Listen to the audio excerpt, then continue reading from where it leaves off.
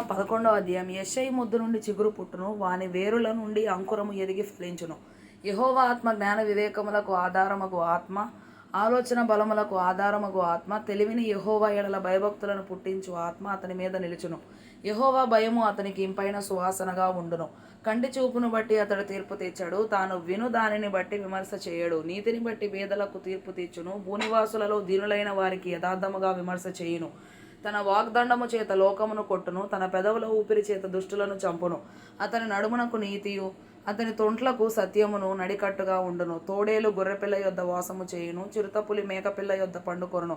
దూడయు కొదమసింహమును పెంచబడిన కోడెయు కూడుకొనగా బాలుడు వాటిని తోలును.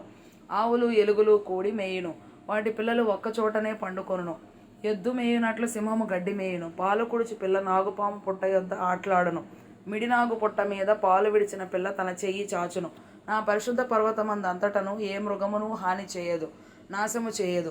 సముద్రము జలముతో నిండి ఉన్నట్టు లోకము యెహోవాను గూర్చిన జ్ఞానముతో నిండియుండును. ఆ దినమున ప్రజలకు ధ్వజముగా నిల్చుచుండు యెషయి వేరు చిగురునొద్ద జనములు విచారణ చేయును.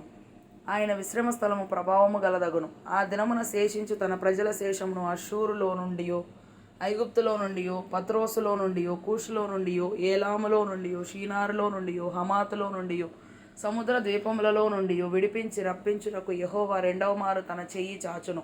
జనములను పిలుచుటకు ఆయన యొక్క ధ్వజము నిలువబెట్టును. భ్రష్టులైపోయిన ఇశ్రాయేలీలను పోగు చేయును. భూమి యొక్క 4 దిగంతముల నుండి చెదరిపోయిన యూదా వారిని సమకూర్చును. ఎఫ్రాయిమునకున్న మత్సరము పోవును. యూదా విరోధులు నిర్మూలమగుదురు.